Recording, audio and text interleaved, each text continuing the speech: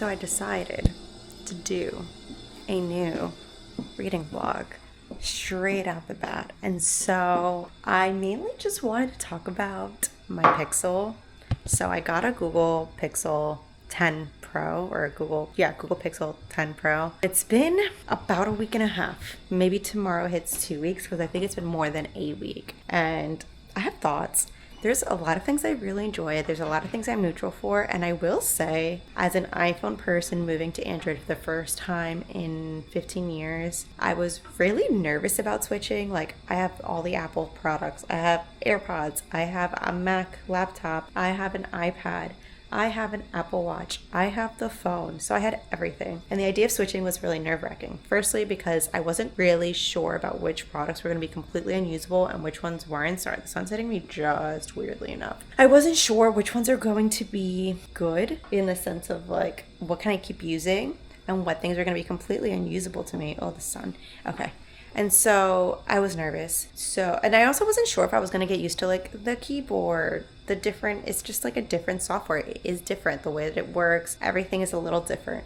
I will say the transfer was really seamless. They send you an email, they ask you how to do everything, you transfer everything over, and it just works. Like, it took me maybe about 45 minutes and I decided to transfer everything over. My apps, all of my messages. I didn't transfer photos because I did the backup through Google Photos and I already have a subscription to Amazon Photos, so I also double backed up everything. And what else did I do?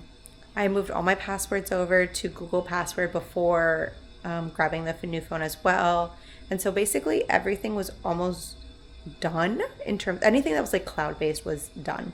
The things that were more complicated, like I said, were just waiting for the apps to download. It did take, like I said, about 45 minutes to completely upload everything. And then even after that, there were things that I still had to wait once I actually had the phone unlocked and open. Now, it was really easy to get used to the customization, mainly because iPhone stole a lot of these ideas, like the widgets and everything, from Android. And so it was really easy to just literally hold down and add the widgets you want.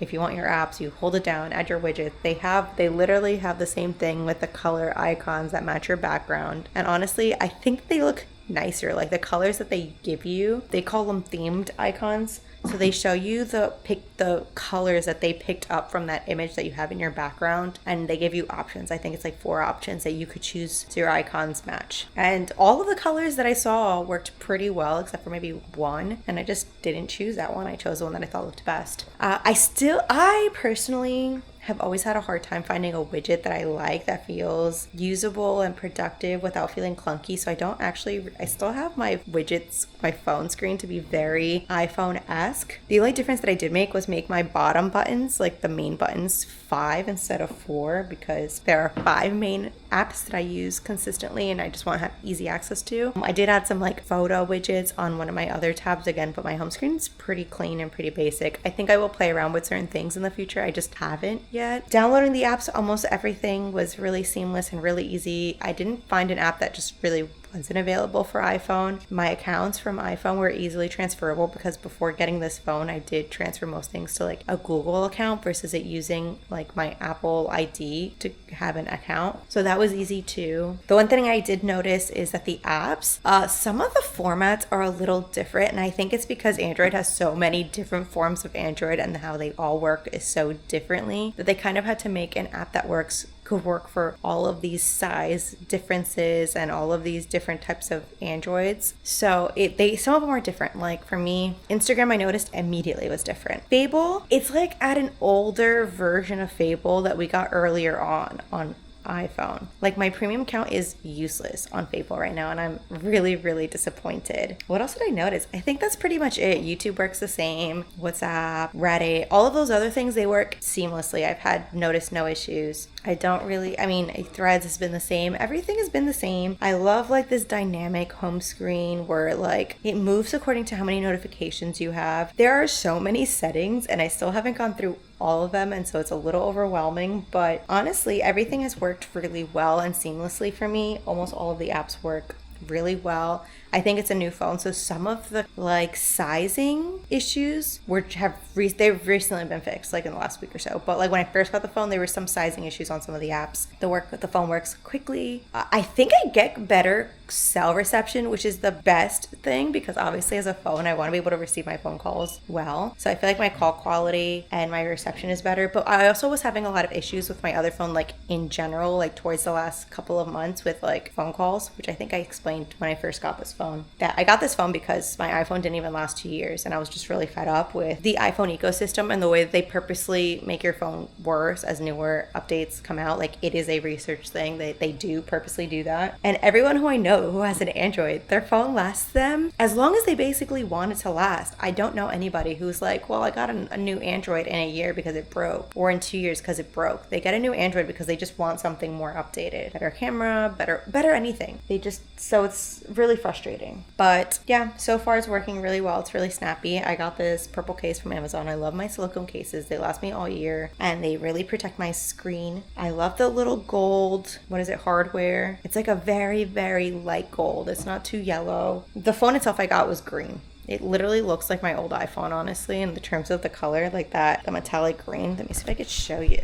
So I got the green color. It looks just like my old iPhone, but this one has a matte soft touch versus I think my iPhone having a glossy back, but don't quote me on that. I don't actually remember. I did return my phone already. There's certain things that I kind of wish that this phone had that my boyfriend's Galaxy has, which is a weird thing to say because I do like the way the colors in this are better, but overall, I love it. I do really like the phone. I think the fact that it took me only like a day or two to get used to says a lot. I feel like it works well. It's exciting because it's different. As someone who's always loved phones, just because I think they're really interesting. I know the benchmarks are not showing promising things, but as someone who had a phone that wasn't working properly to getting something that still is better than what I had originally, it's exciting to me. And yeah, I'm having a great time with it. If anyone has any questions about like the Pixel, and I mean specifically the Pixel, because I haven't had an Android phone for a very, very, very long time, since I think the Galaxy 2. So let me know. Talk later, guys.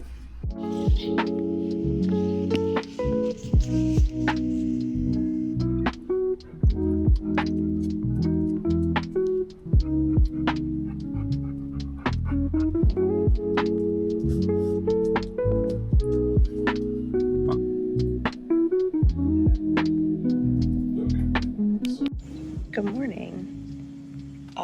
I just wanted to give a quick update because I really haven't in the last few days. I am currently reading Powerless. The book's upside down. Okay. It is upside down.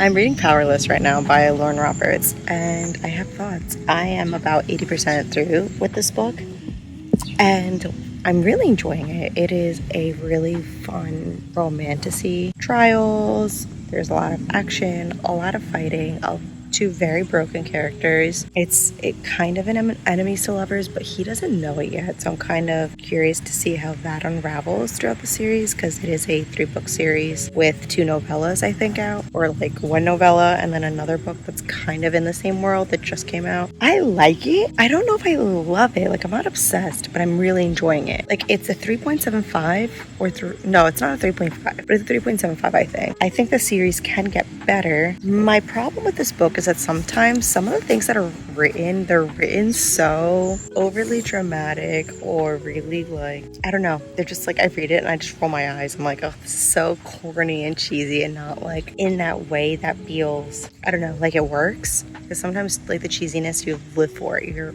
wanting it so badly, and sometimes you're just like, eh. And right now I feel very much like a eh. So it kind of sucks. I feel really disappointed by that. Sorry, I should have worn glasses. I stayed up pretty late reading it last night, so I guess that's something. But there's a lot of moments where I'm like, I could put this down. It's time to put it down. And I feel like for a fantasy, especially where the stakes are kind of high in this, I shouldn't get that feeling as often as I do. I kind of just want to be able to be like, wow, I don't want to put this down. I just want to keep reading. And for me, I mean, I do want to keep reading, but I feel like there's a lot of moments where I'm just like, okay, I'm good. I can go to bed. Fine. Or I could put it down and go and do whatever I actually need to do, instead of like procrastinating what I need to do because I want to keep reading. And I love those moments. So that is my update right now. I wasn't going to record, but I had some thoughts. So I did finish Powerless yesterday or early this morning, and the ending definitely fixed it. Like, I expected it to be, oh, my camera's so dirty. That made it better. Wow, that made it so much better.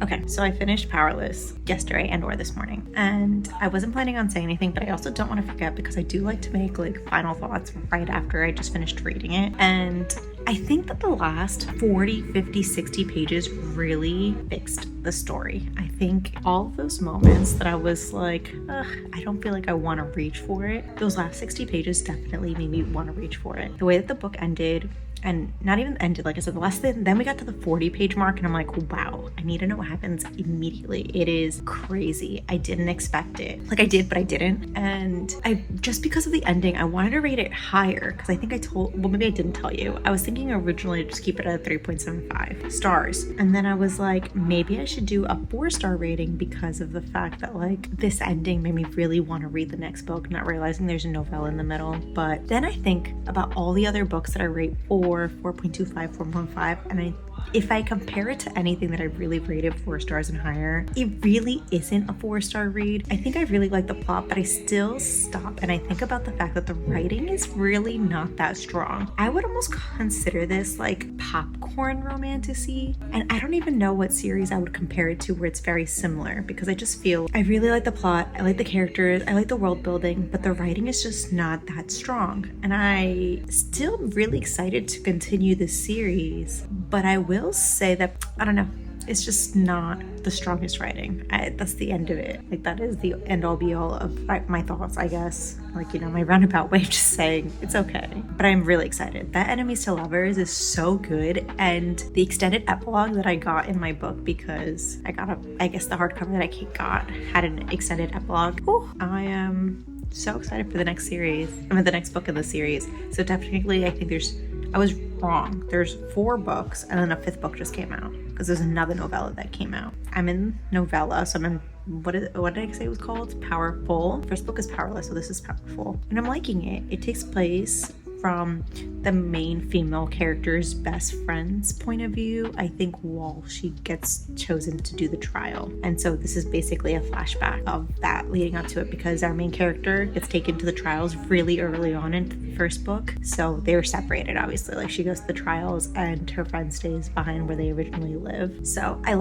feel like I hope it does a little bit more world building and explanation of everything, but I'm not really sure like where the book is going to go. But yeah, that is my update right now. I'm about 15% through into Powerful, so I probably will finish it really quickly, probably today or tomorrow, really quickly, and I'm probably will go into the second book right away as well.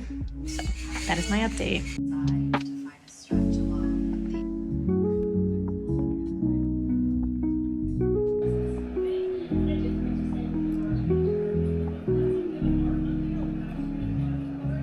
Hello, I just wanted to give you a baby update. So I have this in my old place. It's my record player stand. There's no record player on top right now of my Halloween decorations because my record player is still put away. But I alphabetized my records. They used to just be disorganized, and if I got something new, I would just stuff it wherever there was space. But actually, as of now, it is all alphabetically alphabetized by artist and then by like order of album. So it's pretty cool. It feels nice to I feel like finally have like most of my home pretty well organized. I don't know if I showed you what I did in the bathroom. Let me show you. Give me 1 second. This came out so cute. First of all, I hung this up myself, which is crazy. I printed it through, I think I told you this, I printed this through Shutterfly. It looks so good. And I think it makes the space look so nice and put together. I am obsessed. Other home updates. So I just officially finished Powerful, and I do have thoughts. So on the plus side, I loved reading about Adina. That was the female main character's best friend from the first book. And it was really short. It was like 220 pages, but the book was also much shorter than the traditional book. The negative is that the writing was not very good. It was worse than Powerless, which I think took away from the story a lot. Overall, I rated it a 3.25 stars. And then now I'm going to start Reckless officially. With another update. So I don't know if I told you, but I started Reckless last night after finishing, I don't know why I said it like that, after finishing Powerful. And I got really far actually. I'm on page 216 right now.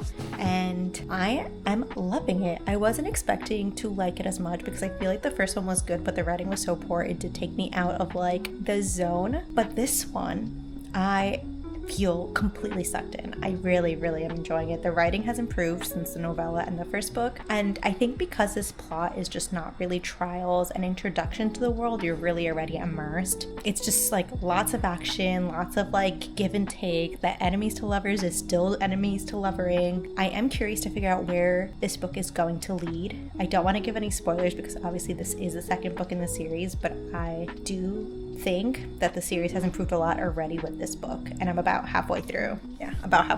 I can't believe I'm almost done with the series in like a week, but I think this is what I needed, like a little bit of like not so serious, really popcorny movie theater fantasy. Even though like I said, I have been enjoying this, but this is not like, this is romantasy, but not like Heartless Hunter's romantasy in the way that it's well written. This one is not as strong. I mean, this book and the second one, I have zero complaints. There has not been a single moment where I've read a line and rolled my eyes, or I've read a line and I found it overly corny or cheesy or just like awkward in its sentence structure. I mean, it's still not rocket science, the second book. It's not complicated writing, but it is less amateur, for lack of a better word. I feel like amateur just sounds really mean, and I'm not trying to sound mean. Yeah, so I'm on my lunch break right now. What else is new? And I'm gonna be reading this for the foreseeable future, and I'll give you my next updates. Okay, hello, good morning. I finished Reckless last night. I finished it in about 24 hours. I think I started 2 days ago at like 6 or 7, and then I finished last night. It took a little bit over 24 hours. I finished last night around like 10:15. Wow, it was so much better than the first book and the first novella. I did not expect it at all. I thought the writing was going to stay pretty stagnant and just not great. And I also thought that like the pacing was great. The romance was romancing. Like there's so many elements of this book that was so good. I honestly cannot wait for the final book. Fearless is a chunky book, and the font has gotten so much smaller compared to the other two, especially considering that Reckless was a little bit over 300 pages. This one looks humongous. I didn't even see how many pages it is thick, and like I said, the font's a lot smaller, so it's just a longer book, a lot longer of a book. We will see. I think for September I would also love to tackle another 25 in my 2025. So I did Powerless, and technically I was only supposed to be the first book this year, but I'm reading the whole trilogy and I'm really proud of myself. I feel like 2025 has been the year of not putting off a series. Like I finished whole series, multiple series this year. I did Kingdom of the Cursed. I did the what is it called? Once Upon a Broken Heart trilogy. I did the Heartless Hunter Crimson Moth duology. Now I'm finishing Powerless. Like that's 4 for 4. Like that's crazy. I used to be the one to read a single book in a series and then take a whole year to like maybe come back around. Or maybe not a whole year, but like 6 months. And I feel like there's something really satisfying about reading a series that's completed and just like enjoying the story in one sitting, not one sitting, but like almost back to back. I feel like it doesn't take you away from the book, so when you continue to read it, you don't need that like time to like get back into the world. So it's really fun. I have a few series that are on the back burner, like some romances that it doesn't matter if you come back to it, like when you come back to those. But I do also have some fantasies, and I also have to finish like the Magnolia Park series because I'm still missing 8 Daisy Hates and a Magnolia. So I should go back to those very soon. I don't know. I'm just enjoying not being in a book slump right now. Like I have been genuinely enjoying everything I read in the month of September, which is really exciting because I feel in August, even mid-July, I was just really struggling to get through my reads. Like I read a lot, but like, or not a lot, but like a lot for someone who's in a book slump, but it wasn't the same like urgency to want to read because you're so excited to just keep reading. And that's what I'm feeling right now. And that feels great. Yeah, so those are my reading updates.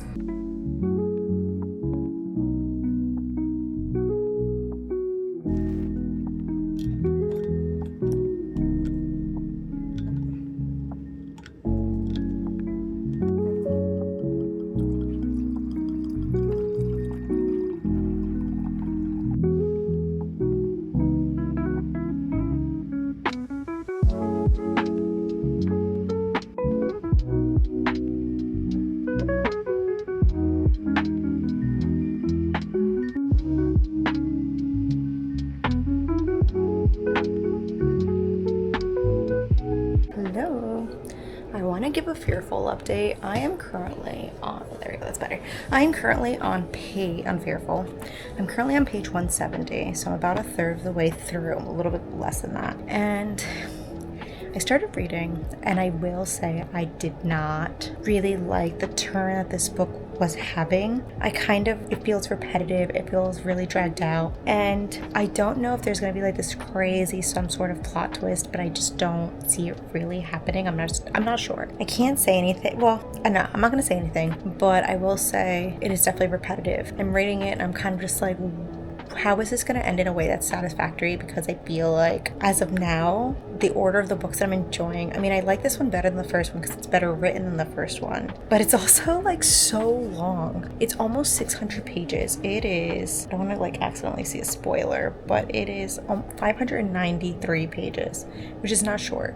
It is really long, and I feel like the first book was like a little bit over 300 pages, so this is just a very big jump, and the font on this one is also much smaller.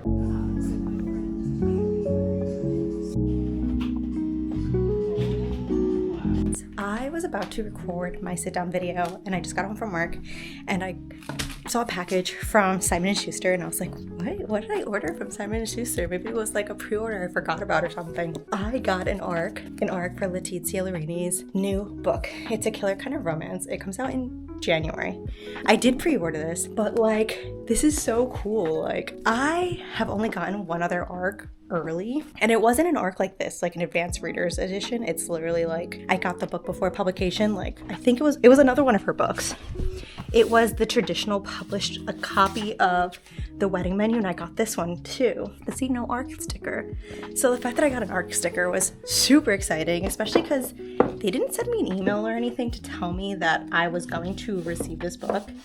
I also haven't read it because The Wedding Menu, I'd read the indie version, so to get the traditional was just exciting because now I have both covers. But this one, I haven't read it, and I've been wanting to read it. And then I got rejected on NetGalley for the e-copy, and I was like, oh man, like, I guess I'm not a big enough creator to be accepted.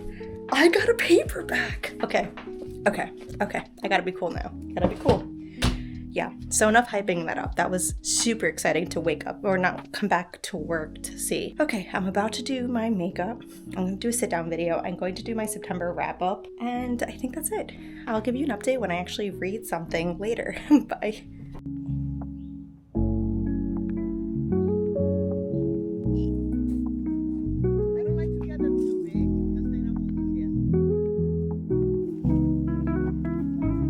Okay, so hello. I'm back at work. Is anyone surprised? I finished Fearless yesterday. And I wrote a review on it on Babel. Let me tell you what I said, because maybe that will it was hard for me to figure out my thoughts on the book, because it's so hard not to get at least partially attached to characters when you've been reading about them for so long. Like, it was 3 full books and a novella, so it sucks a little bit.